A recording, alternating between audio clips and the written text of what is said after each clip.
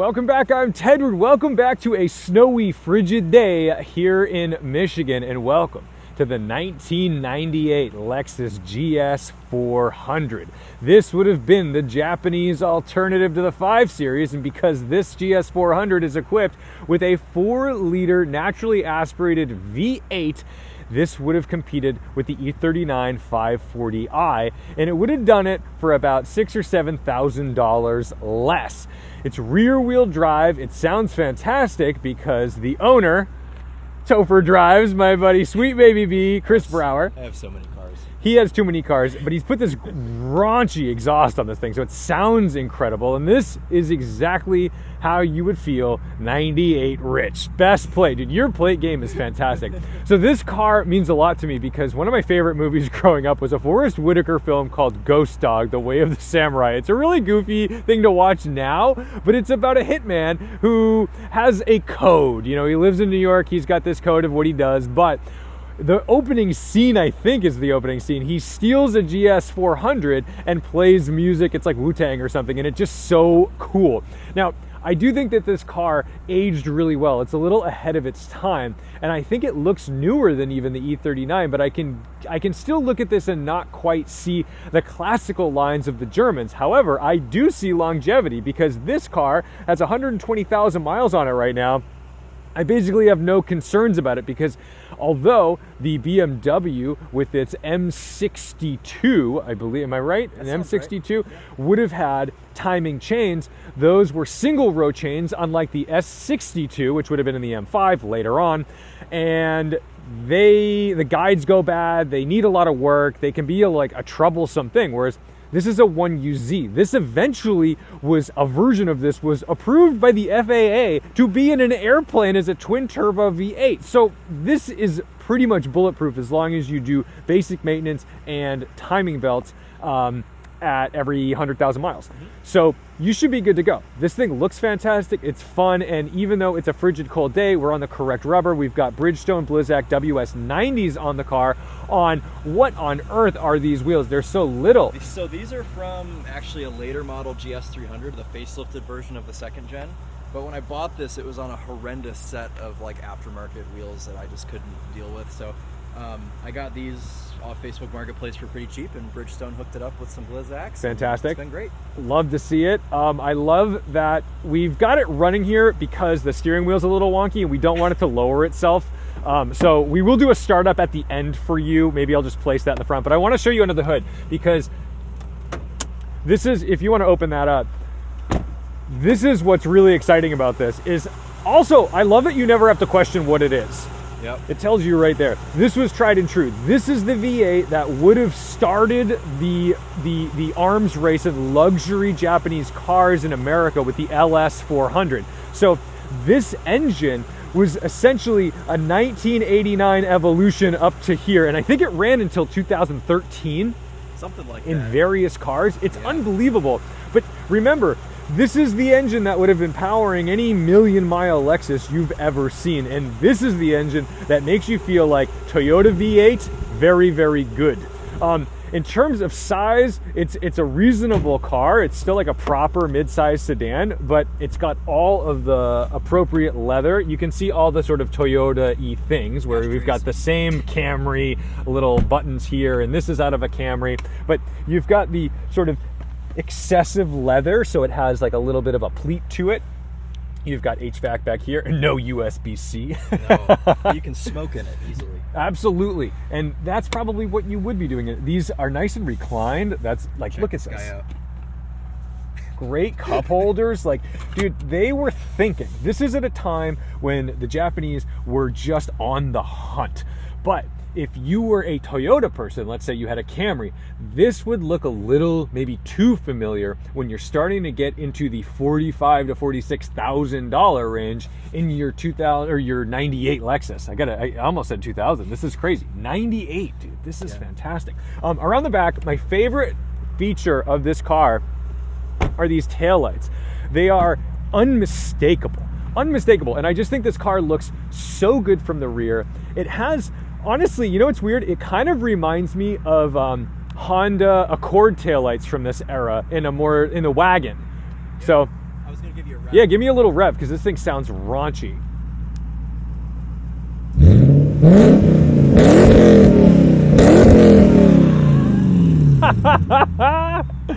All right, baby. Let's go take it out for a ride. So, if you're wondering, that is the sound of 300 horsepower, 310 pound-feet of torque, and it's connected only to a 5-speed automatic transmission, which is why, although this would have been competing for your luxury dollars in the 90s against BMW, you couldn't get it in a stick shift. And so the purists and the enthusiasts would still 100% argue that the 540 was the correct car, and that's all true. But also remember, in 1998, there was no M5 available in the North American market, or at least in the US market, although you could get an M5 in Germany in 1998. This was the fastest sedan in 98.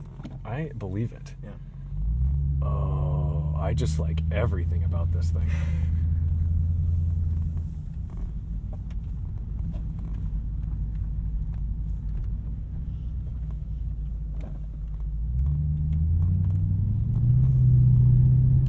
We just got out of a brand new 4Runner, and I swear this thing is like better insulated. This is really quiet. It's quiet in here. Yeah, the only noises you hear, there's a couple of bushings up front that are a little bit tired. The main, also that's the brake booster. The ABS and brake booster is like all in one unit in this car, so it's common for those to go bad. This one's hanging on for dear life. And then the lower ball joints have been replaced. That's kind of the biggest failure in these. If you ever see a second gen GS on the side of the road with its wheel off, it's because the lower ball joint failed. Good to know. That's the first thing I did when I bought this, was put new lowers on it. So we'll be fine today. Well, we're warmed up, so we're ready to make some more exciting noises than the brake booster. Yes.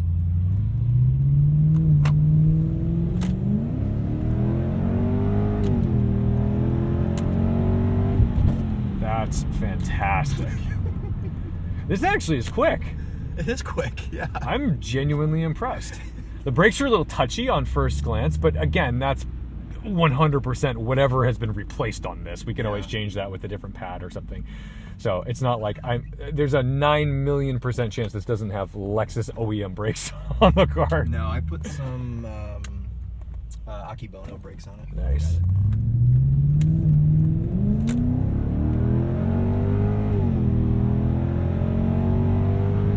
Normally we'd go that way, but... Nope, you're going right at the light up here. Oh, okay. Correct. Then we're good. Wow, this actually feels... I haven't been in this car in a minute.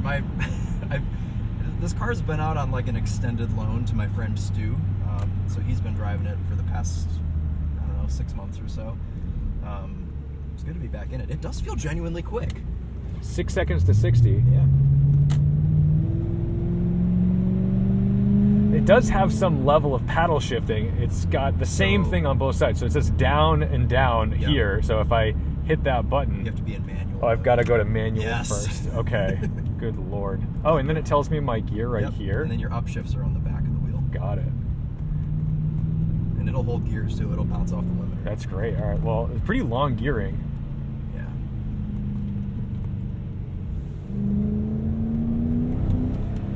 Traction control intervening. Great shift. Are you kidding me? That's good. I thought that was going to take like 2 seconds. No. That Camry is not afraid at all. That is the... So we're going to like bring that speed way down. So you also have a sport mode in this called ECT Power. Ooh, sport So mode. there's Oh! sport. Camry's had that too. Yeah. So it's more so like a sport mode for the transmission. It'll hold gears longer and it won't start you in Sure. as high of a gear. Or low. Yeah, high of a gear. Dude.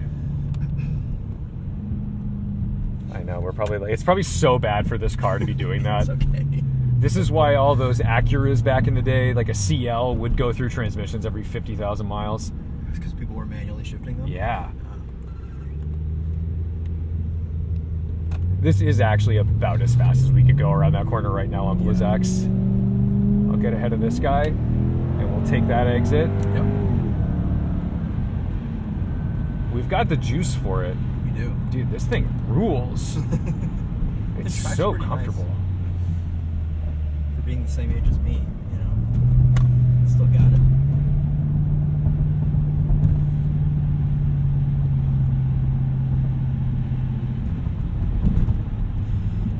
marketed as a sports sedan still. You know, there are luxurious things about this, but the ride isn't like as floaty as you'd expect. It feels like a proper predecessor to what would eventually become the ISF or something. You know, that spirit of what these cars are. It's muscular. It's more of a muscle car than you initially expect.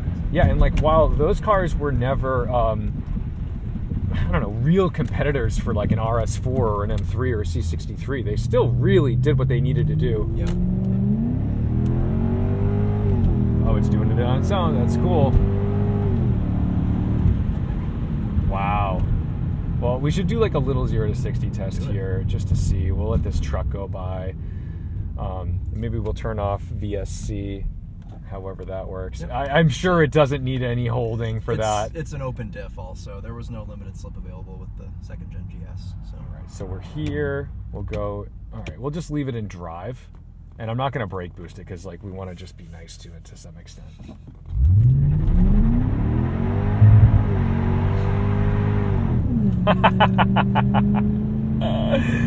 All right, forget the 0 to 60. I'm just enjoying myself. That was fun. Sorry, Blizzax. I know that's not what you're... Yeah.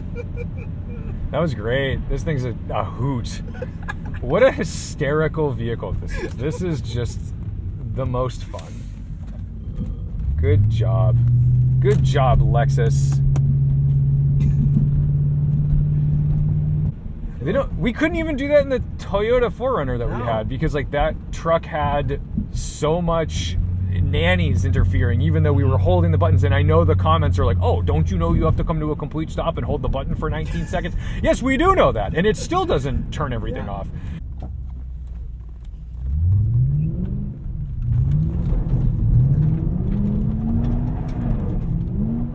It's a little slippery over here. It's just ice. But yeah, that's that open diff life. And we'll try not to go through any of these too fast. There we go. But yeah, I mean, what a great little vehicle. Nice. This thing's great. This makes me very happy. This is what, like, look, I'm just saying, like, this is what owning a rear wheel drive car was. Mm-hmm. That was something that you would just do out of the parking lot of your work. Because you're like, oh, it snowed while we were at work. And like today you're like, okay, we're going to do a donut. And you'd be like, hang on. And you put it in park and you do like 14 maneuvers and then it still doesn't work. And you're like, dude, what are we doing?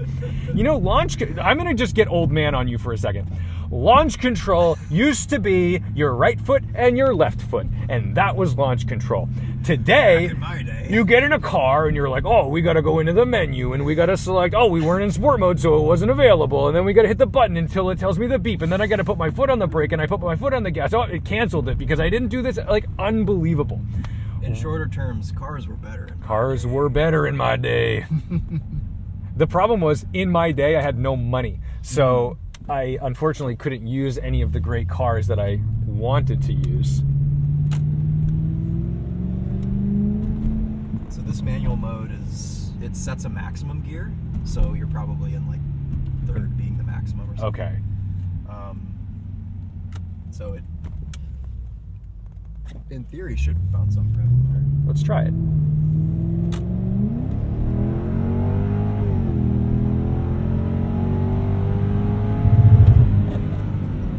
Okay, that was an LC 500 level. Yeah. Dude.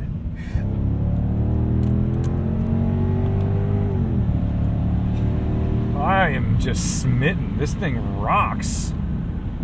It sounds good, but you know what? Like you said earlier, the cabin is so insulated that it's not really that loud in here, and this is a full catback. No, I'm going to go around and do that loop one more time just because it's a little quieter now. Take all the time you need. Dude. Yeah, the downshifts are not super comfortable because it doesn't rev match, obviously, so. Yeah.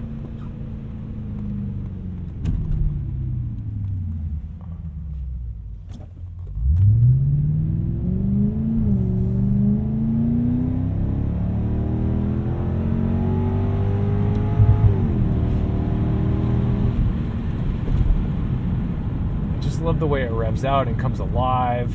We'll let this guy have his on ramp and then we'll go back down. But dude, this is just This is like, I'm looking at like Camry interior type things, and I'm hearing race car. Like, the throttle response is impeccable. It's naturally aspirated.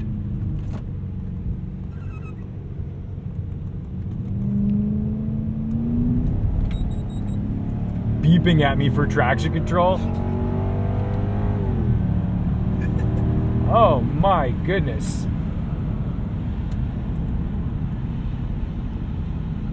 Yeah. That's the I'm like, oh, and I've still got like the killer cruise control thing that I've got on my Lexus. So yeah, it's not like, I don't think you would ever turn this into some autocross beast. That's the thing about this car. You have to be honest about what your use case is for it, because if this is like your fun commuter, then like I think this is a lot more fun than a lot of other options. People aren't taking this to a racetrack, and I think people do occasionally take an E39 to a racetrack. It still kind of adds up here and there, but this is the gentleman's Japanese Autobahn burner. This is really cool. Yeah. And I love the size of it. I love the feel of it. The steering's so honest. The throttle response is like that. Yeah. Steering's kind of heavy. It is a little heavy. But you know, E39 steerings are a little heavy too. My M5 is like about this weight. So yeah, I gotta say, I'm genuinely impressed. This is like a fun, dude. This is back when Lexus had Nakamichi also, so you can see that here. This was like I think it was a 6 or an 8 speaker, no, 7 speaker, because it's got one sub on the deck back there. Yeah. But what's cool about this is all of your adjustments on the stock radio are physical. So like your bass, your mid, your treble, it's all. This is like how my dad's Volvo was. I think he had an equalizer on the dashboard, and that was really nice. But it's just cool little stuff like that. Wood trim. If you told me that you had a 540i with 120,000 miles on it, and you said like, let's go drive it, I don't think I would drive it that hard. I'd be like, oh, we're gonna kablam this thing. There's no way. Yeah, I've always been into this era of Lexus. They're just cool cars. This was a fun little treat. I'm blown away. Yeah, so this was sold in Japan as the Aristo, and you were actually able to get this platform with the super engine, the 2JZ GTE, which is like the Aristo Vertex or whatever. They were all automatics, but... What's the name of this color? This is called Cinnabar Pearl. Cinnabar Pearl. Yep. This is pretty good. I am a happy little dude. Yeah.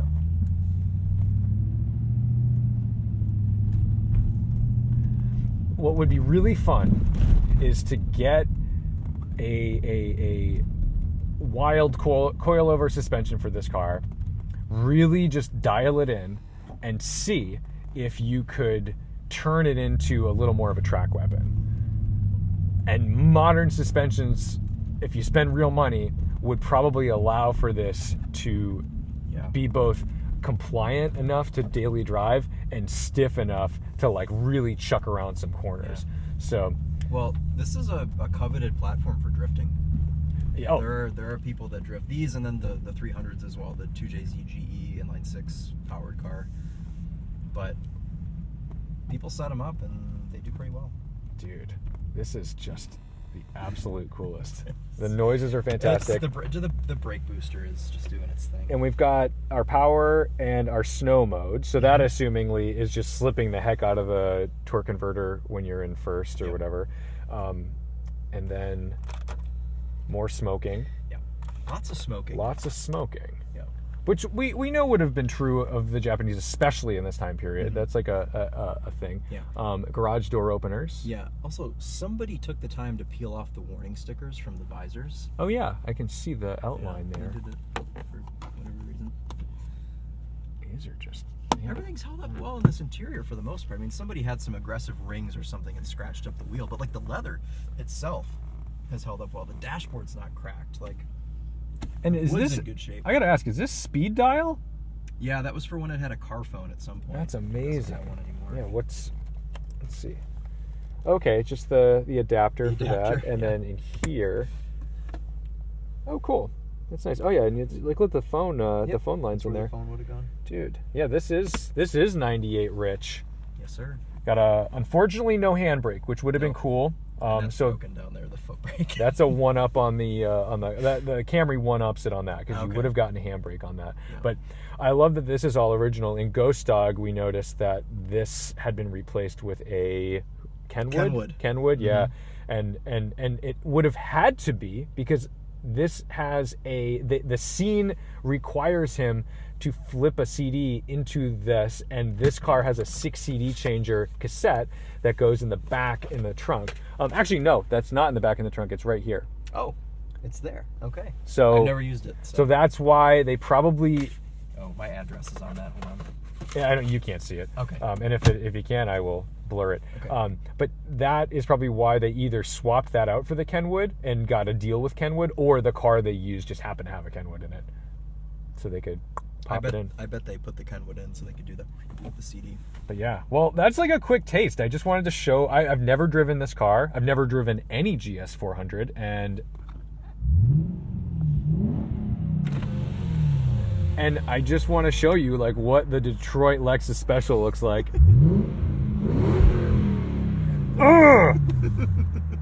Sometimes I like forget how much I love cars, and then I drive this and I'm like, this is perfect. These seats are super comfortable. Everything's just exactly what you would want out, and I can see how this could sway away the BMW buyer into this, and maybe they were swaying them with reliability, and in which case they were dead right. So anyway, thank you guys so much for watching, liking, commenting, and subscribing. Thank you to Topher Drives, Chris Brower over here, for letting me test out his V8 baby. We've been waiting for this car to be on the Tedward channel. I'm thrilled. I know this is a short video, but it's winter, it's frigid cold. It's New Year's Eve, actually, so it is. Let's see, only got a few more hours left in the year, and we've got some holiday celebrations and libations to get to. So I wanted to just show you what this was and take you for a ride before it's 2026, and this is another year older along with us. But don't forget to respect the drive. I'll see you in the next one. As promised, here is the startup.